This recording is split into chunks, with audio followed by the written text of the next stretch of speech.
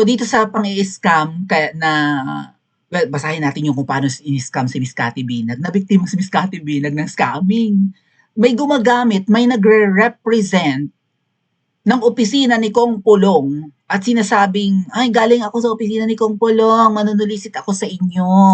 May pag-iyak-iyak para sabi ni Miss Cathy Binag. So, biglang post si Kong Pulong nga na huwag kayong maniwala, may gumagamit ng opisina ko, kailanman hindi kami nanunulisit, kakasuhan namin ang mga taong to, sabi ni Kong Pulong, no? Gagawa nila ng paraan. So, may legal action silang gagawin. Ngayon, nag-post si Miss Maharlika, kayo ba to, Team Alpotera? Sabi nila, abay, umaray-aray ang isang bida-bida. Okay? Pinagmumura si Miss Maharlika, ang lutong na naman ang pagmumura ng yawa. Andali lang po So, shinare lang naman ni Miss Maharlika kasi yung post ni Kong Pulong na yon. Yung, di ba, I would like to inform the public, yada yada, that neither I nor my office, hindi si Kong Pulong kailanman, at saka ang opisina niya never na nanulisit. May gumagamit ng pangalan niya na tao, na kunwari inutusan niya, or ng opisina niya para manulisit.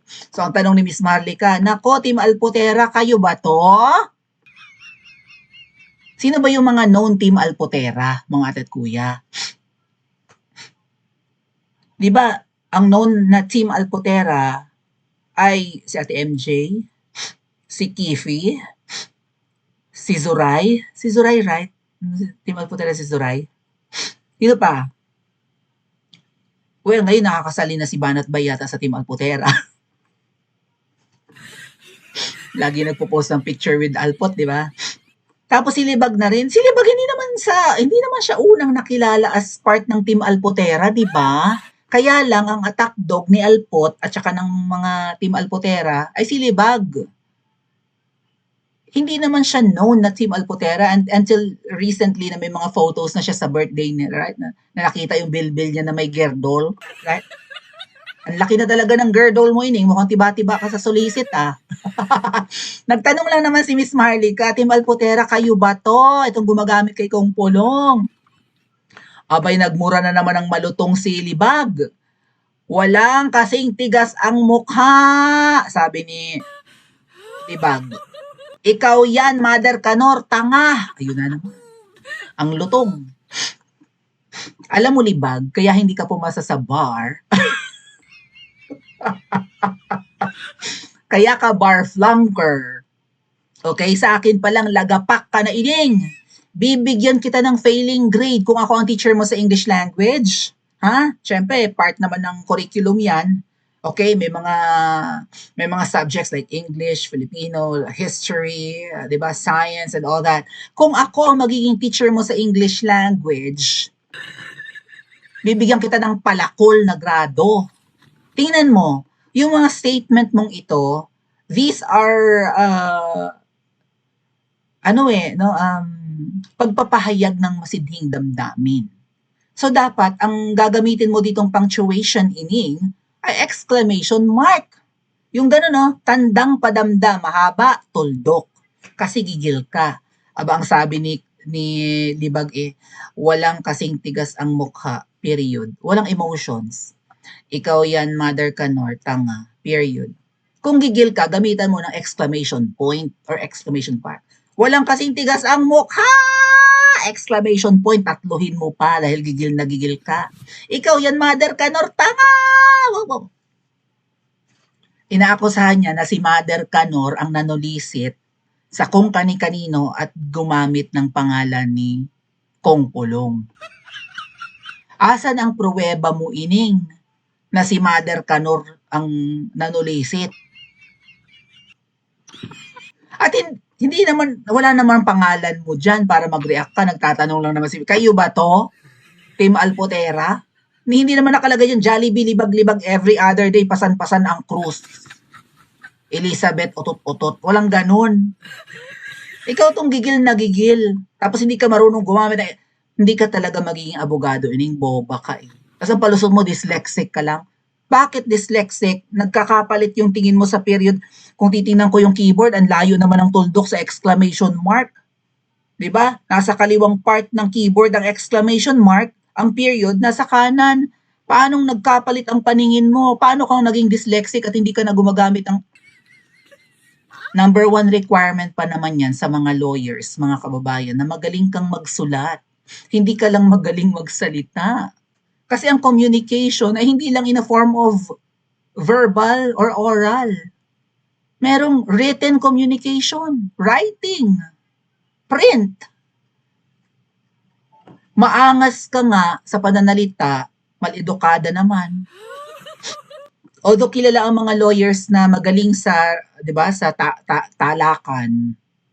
Yung sa'yo pang pang squatter. Pang NPA na nga yung level pang makakaliwa na nga ining. Makakaliwa ka ba? Mukha kasing bagong baba ng bundok Laki-laki pa ng hikaw mo. Parang first time mong maghikaw. Di sa'yo bagay, uy! May binabagayan ng hikaw ining. Mukha ka pa ring lalaki kahit malaki ang hikaw mo. Di ba? May written communication. Meron ng communication na hindi nakasulat, hindi sinasabi. Body language. Right? Nakikita ng tao kung ninenervyos ka, natatakot ka, or confident ka. Hindi ka pa nagsasalita, nagigets na ng tao kung anong nire-relay mong message, even your emotions. Ay ikaw ining parang puro ka emotions. Pero boba ka sa written communication ining. English grammar, Diyos ko, gamit na nga lang ng punctuation, sablay ka na. Okay. Sabi ni Roddy Bulilit, shout out Roddy Bulilit, ang umaray, guilty, tama ba, Joey? Tinagpa si Joey, Jollibee. Guilty ka ba ining? Ba't ka umaray? Miyembro ka ba ng Team Alpotera? Dumidilap ka ba sa monenay ni Alpot? Bakit ba parang pagdating sa usapin ng scamming, galit na galit ka ining? Okay? So kumalkal si ining ng sa tingin niya ay magagamit niya as resibo laban kay Miss Maharlika. Kasi nga, 'di ba si Libag talaga lagi ang associated sa issue ng pera. No? Bino, sa kanya lagi dumadaan ng pera, nanunulisit, nag-iimprenta ng mga tote bags, ng mga t-shirts, tarpaulin. Sabi niya, hindi raw siya nanunulis. Kilabutan ka naman ini. Manalamin ka nga. Ang galing mo magsinungaling, no? Paniwalang-paniwala ka sa sarili mo na hindi ka nanunulisit. Of course, meron kang team ng nanunulisit. Hindi nyo pera yon. Manalamin nga kayo. Ang iipokrito nyo. Kung todo kayo batikos sa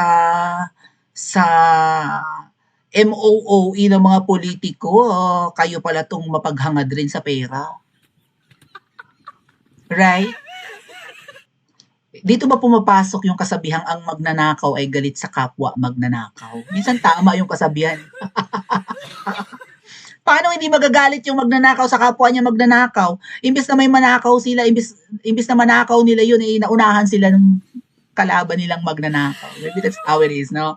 So si Mother Canor daw, ito daw ang resibo ni Libag na si Mother Canor ay natuto na magtakip si Libag ng picture, no? Kasi makakasuhan to balita ko may magkakaso kay Libag Kasi nga nire-reveal niya yung at saka Libag, ikaw yata yung may kasalanan kung bakit ang dami nang nagme-message kay Miss Cathy Binag. Okay? Dahil one time, pinost mo ang details ni Miss Maharlika at ni Miss Cathy Binag. Nandun ang phone number, full name, tuloy may gumagamit na ng phone ni Miss Cathy Binag.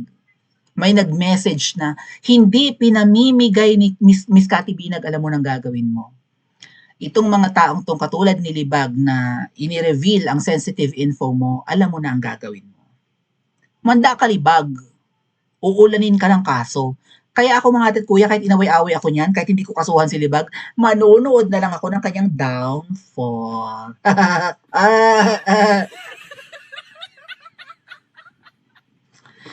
Natuto nang magtakip si Libag ng mga sensitive details. Kasi makakasuhan siya. Katulad nito ni Kuya Rolando. Shoutout Kuya Rolly. Mabuti tinakpan mo ang pangalan ni Kuya Rolly. Pukin ang ina mo ka.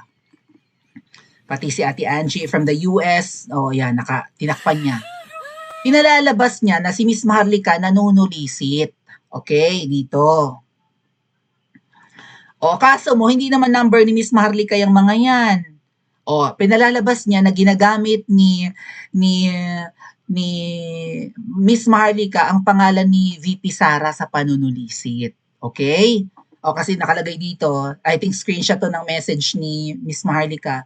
We also stand in solidarity with Vice President Sara Duterte and all those who have been harassed and oppressed by this administration, including vloggers and advocates for truth and justice. This event is an opportunity to show support for those who continue to fight. So may event sa US, sina Miss Maharlika.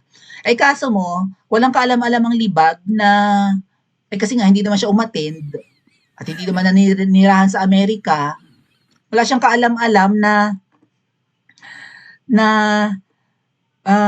hindi ito pang sa scam. Ito yung sabi ni Rodi Bulilit, yung resibo mo against Maharlika ay payment ng bawat attendee to cover the cost of the food and the venue of the event, ha ha ha. So yung mga ipinadala doon sa mga taong involved, okay, na kakaibigan ni Miss Maharlika ay hindi panunulisit ni Miss Maharlika. Nag-ambagan silang lahat. Pambayad sa rental nung venue, okay? And sa gastos like pagkain, ganyan-ganyan. Ang hirap kapag hindi taga-US at hindi invited sa event, sabi ni Rodi Bulilit. Mura pa nga yan. Kami nga, $100 ang per head tuwing may company party sa hotel. Kasi dito po, $70 yung ipapadala sa kaibigan ni Miss Maharlika for their event.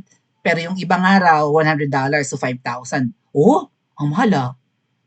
5,000 pesos or 6,000 pesos per head pag company party.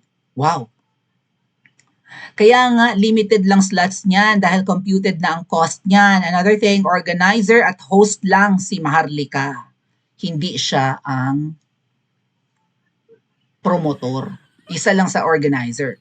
Pero hindi sa kanyang account pumapasok ang bayad. Hence, yung name ni Kuya Rolly at ni Ate Angie. Ginagawa mong bobo ang mga followers mo, libag, kaya lalong nabobobo. Ito ang magandang point. No wonder, hindi nyo na mapababa yung bangag dahil binobobo nyo ang mga tao. Ginagawa ni libag na bobo ang kanyang mga followers. Bini-brainwash, tinitwist niya yung story. Ining, ikaw ang tuwing may kibot, pera, ikaw lagi involved ka sa pera. Rally na hindi kakasali, yung rally ng EDSA, hindi kakasali dyan, sukang-suka ka sa EDSA, diring-diri ka sa EDSA, kontrang-kontra ka sa EDSA.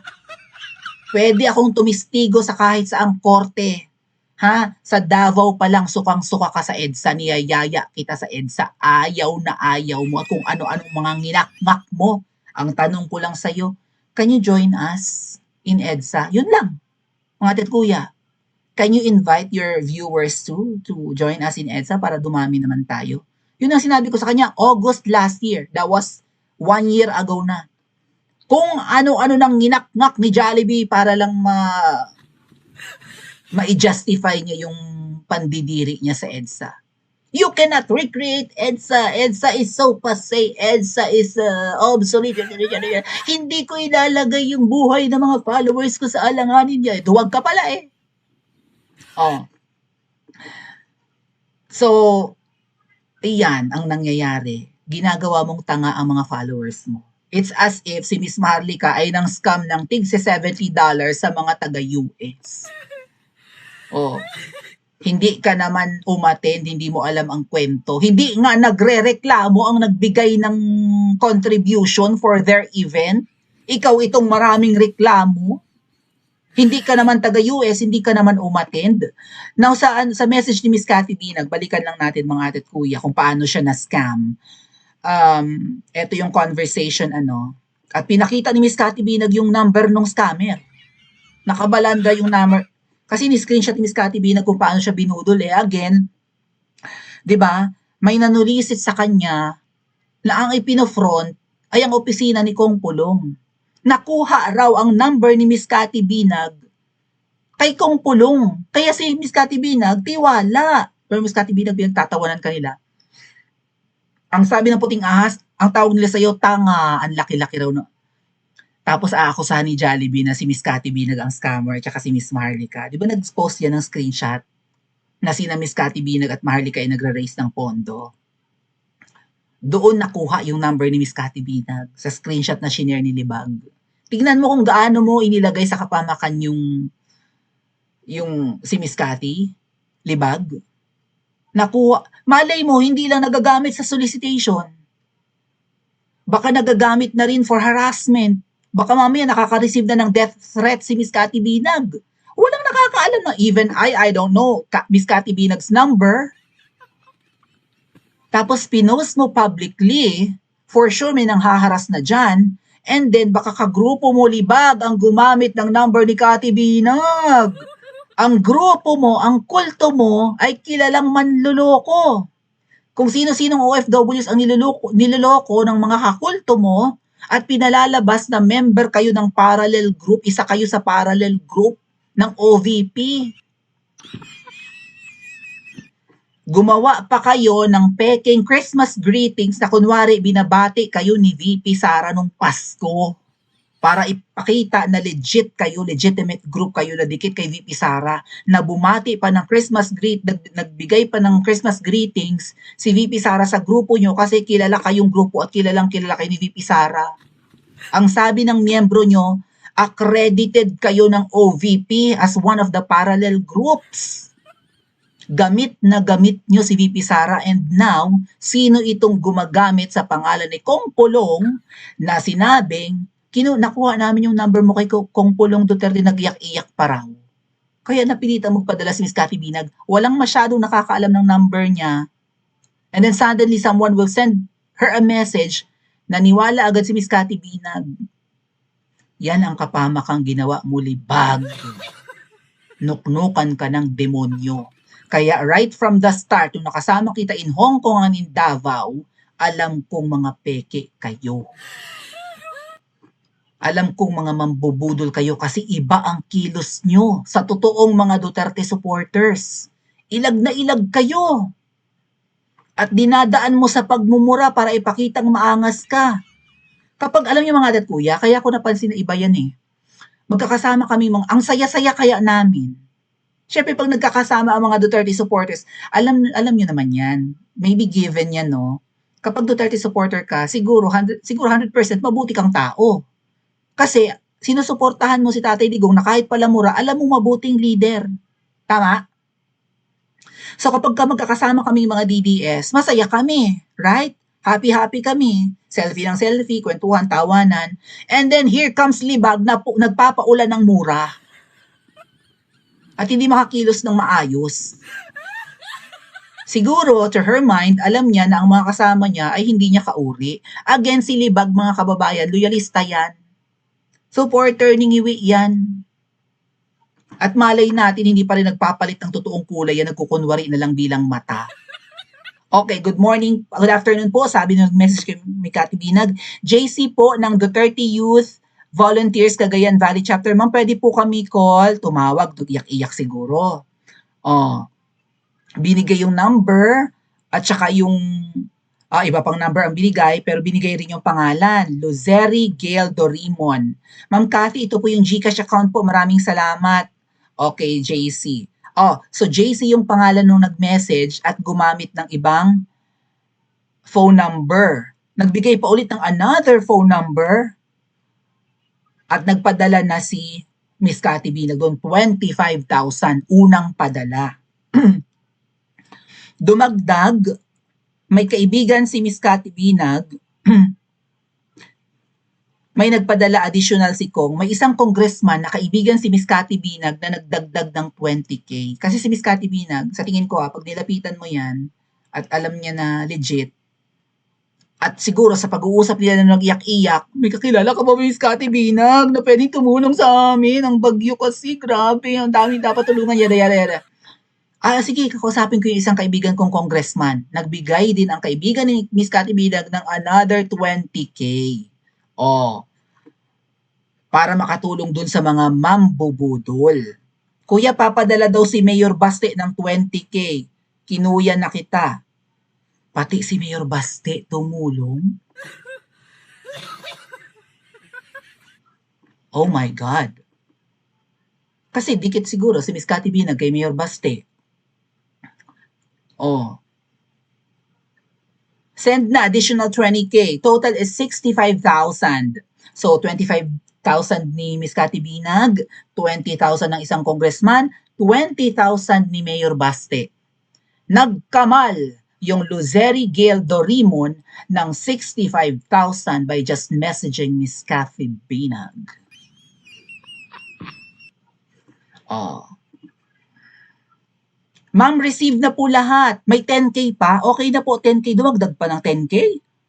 Ma'am, receive na po lahat. Maraming salamat po. God bless. Dahil kay Kong yan, kaya nagawa ko ito. So, may isang congress. Dahil kay Kong, baka ang sabi nung tumawag kay Miss Cathy Binag, ibinigay ni Kong Pulong ang number mo sa amin at kontakin ka raw namin.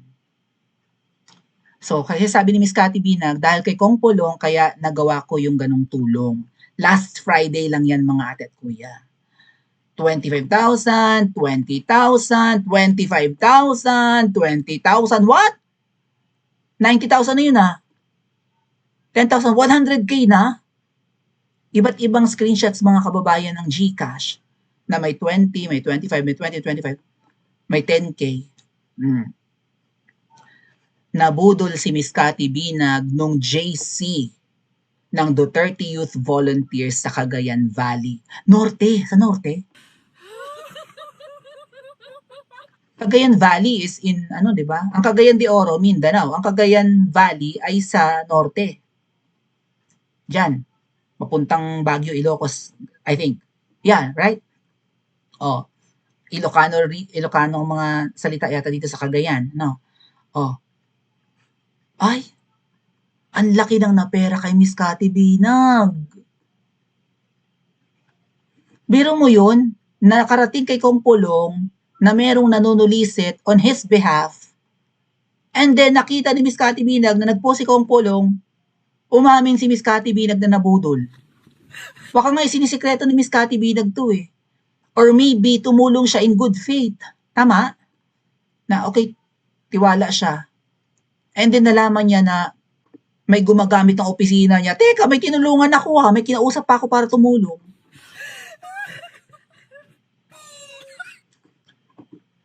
Tapos nagtanong lang si Miss Maharlika kay Libag. Hindi si Libag, hindi tinukoy Miss Maharlika si Libag eh. Kayo ba to Team Alpotera? Ang Libag umaray-aray, nagmura pa ng malutong. Hindi man lang makagamit ng tamang punctuation ng poke ng ina. Hindi kaya guilty si Libag? Hindi kaya grupo ni Libag itong nanulisit kay Miss Cathy Binag? After all, siya yung nag-post ng screenshot na may information ni Miss Cathy Binag. May buong pangalan niya, may number. Dahil nga binabanata ni Libag sina Miss Maharlika at pinalalabas niyang scammer. Sino ang totoong scammer? Pa-comment po sa comment section at mag-like and subscribe din po kayo.